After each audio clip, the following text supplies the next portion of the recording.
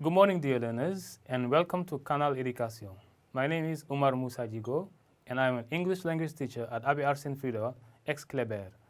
So today, we're going to have a communication lesson on this. Can you guess what today's lesson is going to be? Yes, very good. We're going to talk about taking part in a conversation in English, okay? So first of all, I would like to remind you that English is a very good, English is a language, okay? And the best way you can practice your language is to take part in conversations in real life, okay? It can be conversations with your friends, with your classmates, or even conversation with your family members, okay? So this conversation can be face-to-face, but you can also use the social media like WhatsApp to have some group discussions online, okay? So remember, the best way you can practice your English is to speak the language, okay? But at the same time, in the classroom or at the exam, you are sometimes given a topic for writing. You may be asked to write a conversation, and you must take this very seriously, okay? Because the grading is very important, all right? Great. Now, can somebody tell me what do you generally do when you take part in a conversation? What do people do when they take part in conversations in English? Yes, Aminata? Excellent. When you take part in a conversation, you give your opinion, okay? And when you give your opinion, you need sometimes to support your ideas with good arguments. Well done. Something else? Yes, Ali. You may share other people's opinion, which means you agree with them, okay? Yes? Aminata? Very good. You may not share their opinion, which means you disagree. And sometimes, if you don't understand what the other person is saying, you may ask for clarifications. And asking clarification means asking questions, all right? Great job. Now, if you have these four things in mind, giving your opinion, agreeing with people, disagreeing with people, and asking for clarifications, we're going to have a look at an illustration, okay? Two friends, Fatima and John, are having a conversation on the following topic. Watching television is a waste of time. All right, so what does Fatima do when she says, I think watching TV is a big waste of time. I prefer reading a book or doing something more creative. What is she doing? Yes, Ali? Very good. Fatima is giving her opinion, okay? And what does John do when he says, I am sorry, Fatima, but I don't share your opinion because you can learn a lot on TV nowadays? Yes, Jean? What is John doing here? Very good. John is showing disagreement, okay? And what phrase does he use to show disagreement? Yes, very good. He says, I am sorry, Fatima, but I don't share your opinion, okay? So that's very important, okay? And Fatima comes back to say, I am not sure about that. Could you please be more specific? What is she doing here? Yes, Ali? Very good. Fatima is asking for clarifications. And of course, John is giving extra clarifications by saying, well, TV channels like Canal Education are very useful, particularly in this COVID-19 crisis. Teachers offer free classes, okay?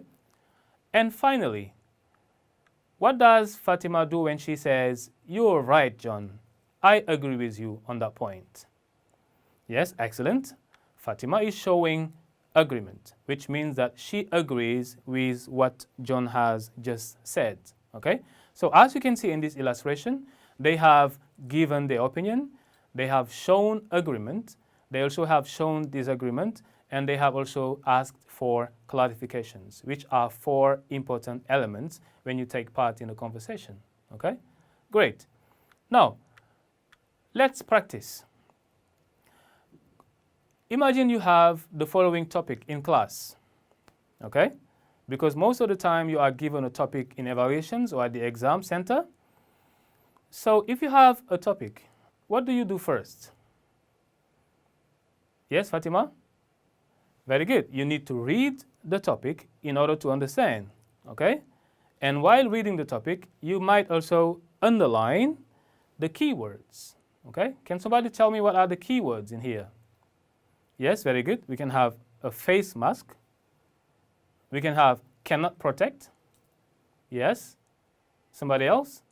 Yes, very good. We can have coronavirus. And most importantly, we also have conversation, okay? Why is it important?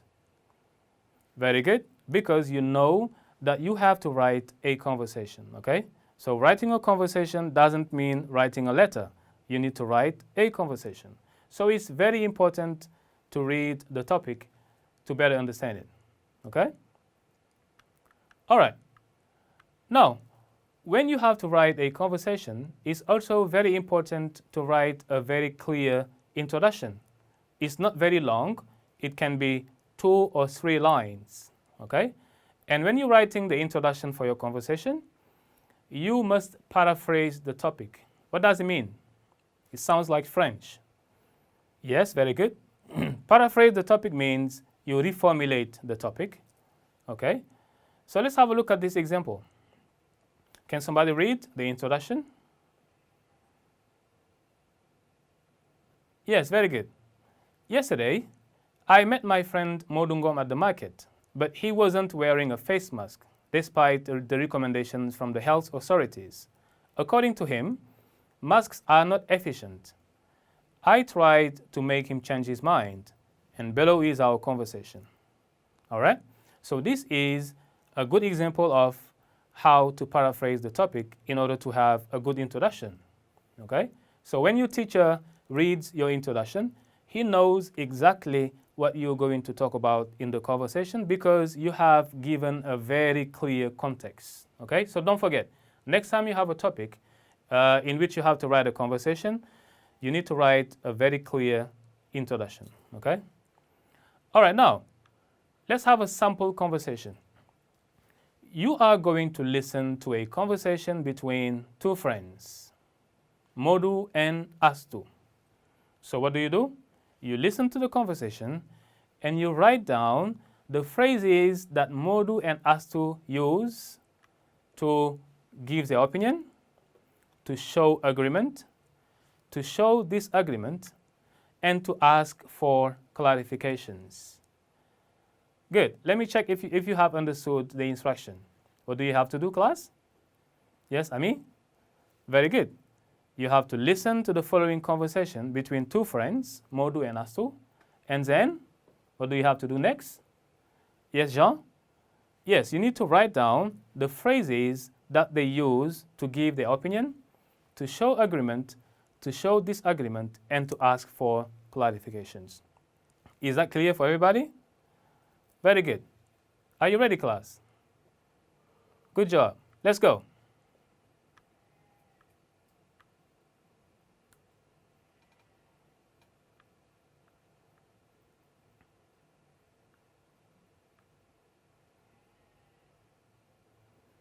All right, class. Now that you have listened to the conversation, can you check your answers? Okay? Here is the feedback. For giving opinion, they used, I personally believe that the virus does not affect young people. I don't think it's necessary, as Modu said. For showing agreement, they said, you are right. That's right. Or you are absolutely right. Okay? Can you check your answers for the next one, for showing disagreement? Yes, they said, I am sorry, but you are totally wrong. I don't share your opinion as to, or that's not a valid argument. Okay? And in the last one, asking for clarifications, I think Modu was asking for clarifications when he said, if that's true, why is the number of cases increasing every day? So he was asking a question in order to have more clarifications, all right? Did you get them all? Well done. Excellent, class. All right? Okay, now you know that there are more phrases that you can use to do the following, meaning to give your opinion. You can use the following phrases like, I think that, I believe that, or for me, as far as I'm concerned, or in my opinion. Okay? The list is very long. You can do further research. Now, for showing agreement, you can use the following phrases like, I agree with you. I share your opinion. That's true. You are absolutely right. Or that's a good idea.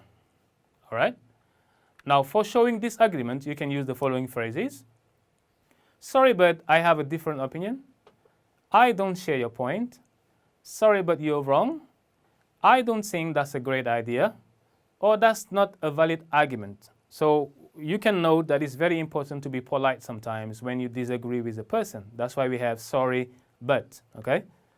And for asking for clarifications, as I said, sometimes you can ask questions. So you can say, what do you mean? I don't get the point, which means I don't understand what you are saying. I don't know what you mean. Could you be more specific? Or can you elaborate on that, please? Okay, so as you can see here, we have questions for asking for clarification, all right? All right, so when you are doing your writing, sometimes you make some elementary mistakes, okay?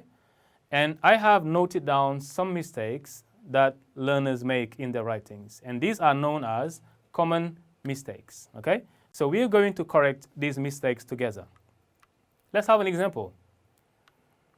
Is it correct to say, I am agree with you? I know it's going to make you laugh because you make the same mistake all the time. I am agree with you is incorrect. What's the correct answer? Very good, Amadou. I agree with you. Is it correct to say, I am not agree with you, class?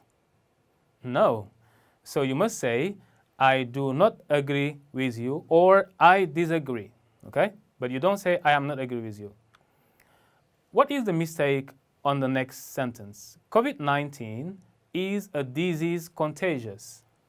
What is the mistake? Can somebody tell me? Yes, Jean? Excellent. The mistake is the place of the adjective, okay? In English, you place the adjective before the noun in this case. So what do you say? COVID-19 is a contagious disease, okay? The next mistake that learners make is they have many people at the bakery. It sounds like a little bit of translation from French to English. So the correct sentence is, there are many people at the bakery, okay? There is a little mistake there. Can you spot it? I don't know him. Yes, very good. You always should capitalize the I in English, okay? You need to write it in capital letter. I don't know him, all right? And the last one, is it correct to say, I don't have no idea? No. What is the problem? Yes, very good. If you have no in a sentence, you can say, I have no idea, or I don't have any idea, okay? Because you cannot, when you have no, the verb is in the affirmative form, and if you want to use any, you put the verb in the negative form. All right, so next time you have your writing, when you finish writing it, it's very important to take your time and read your writing in order to correct the mistakes, okay? All right, so I'm going to give you a little homework there. The first one is a topic. You would like to have the internet at home, but your dad does not agree. He believes that it will have a negative impact on your studies. So you write down your conversation and you try to convince him with good arguments, okay? That's a very interesting topic. So who are going to take part in the conversation? Yes, very good. You and your dad. What is the problem? Very good. You want to have internet at home, but your dad doesn't agree. So you need to write down your conversation and give him good arguments, okay? You need to insist on the positive side of the internet for your studies, okay? And I want you also to participate in the discussion on the platform, okay? On the following topic. Some observers say that the coronavirus crisis has reminded people of the importance of family. Do you agree or disagree? You need to support your view with convincing arguments. Okay, that's another very interesting topic for discussion. So you can post your answers on the forum. Okay, class, this is the end of our today's lesson, and I will be very happy to see you next time. Until then, stay home and stay safe. Dear learners, dear parents, dear viewers, welcome back to the program Apprendre à la maison, offered to you by the Ministry of National Education on Canal Education. My name is Aïssatou Cissé Sarr, in-service teacher trainer at CRFPE Dakar. Today, I have two guests. On my right, Yai Bintou. Yai Bintou, how are you? I'm fine, thank you. Please, can you introduce yourself? Thank you. My name is Yai Bintou Mbaye, and I'm an in-service teacher trainer at CRFPE Dakar. Can you tell us more about your profession? First, CRFPE stands for Centre Régional de Formation des Personnels de l'Éducation.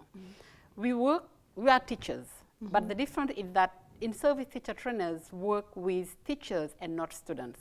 What we do is that we work with teachers from the public and the private sector, and also we work in developing professional for the teachers. That is professional development for teachers. What we do is we have different meetings, what we call cellules pédagogiques, and in those we deal with different topics, but the main aim is how to improve the teaching of the teachers and the learning of students. Thank you, Yai Bintou. Happy for having you here. Thank you very much. Hello, Aminata. Hello. How are you today?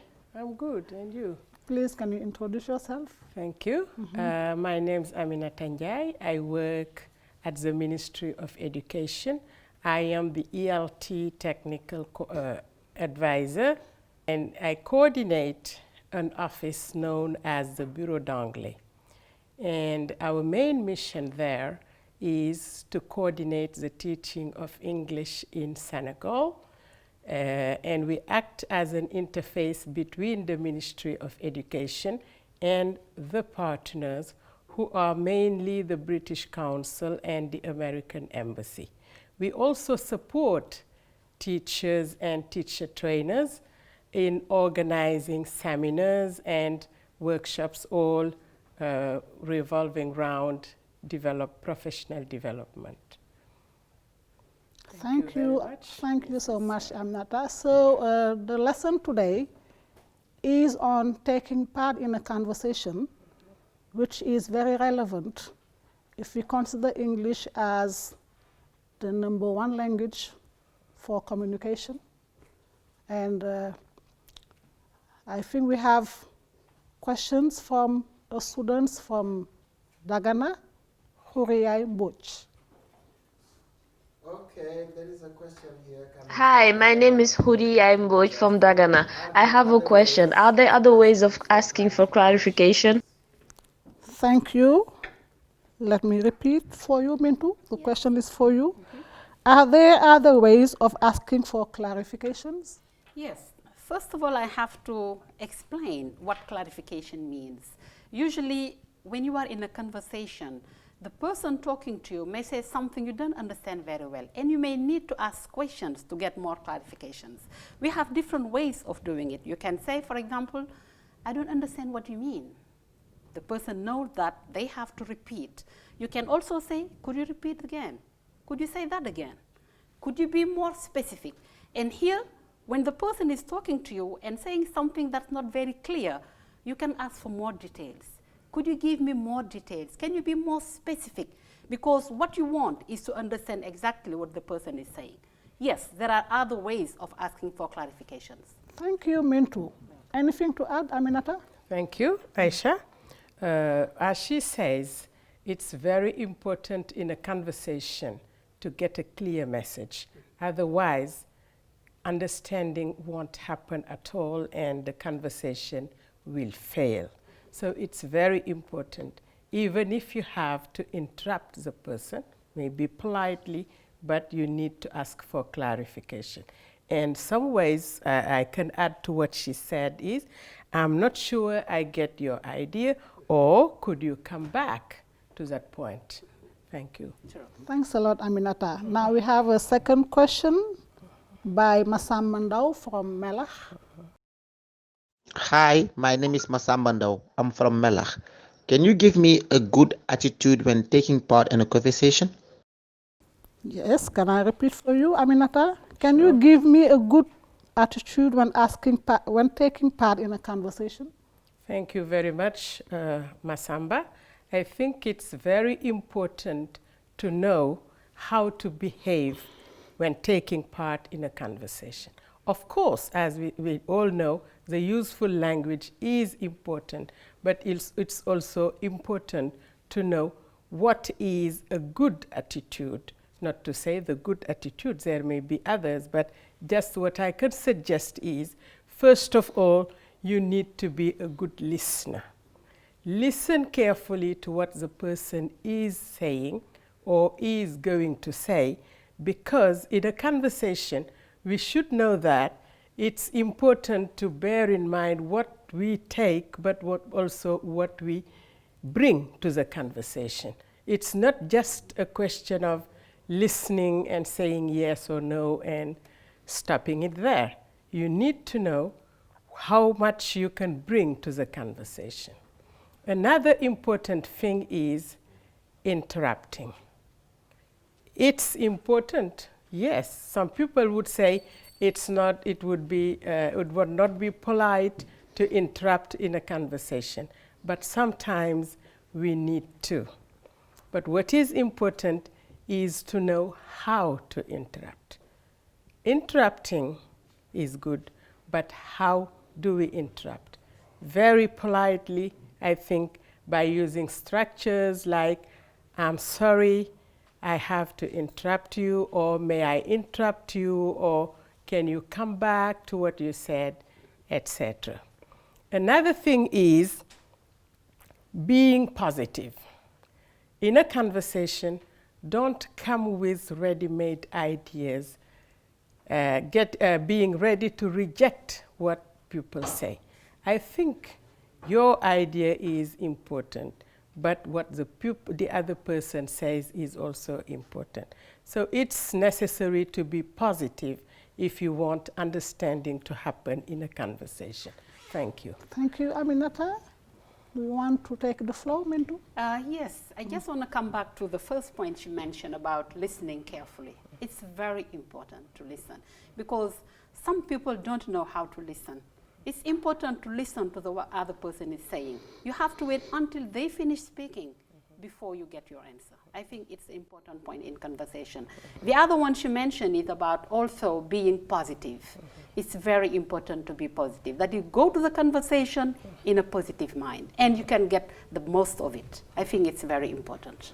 Thank you, Mintu. So taking part in a conversation is very important in language learning and requires language skills and functions, okay, such as those we have just talked about. And I really hope you enjoyed this session. Thank you very much for following. So before leaving, please. Sure. Thank you very much. Okay. Thank you, Isha. Okay. Thank you. And please stay home and stay safe. Thank you. Thank you very much. Okay.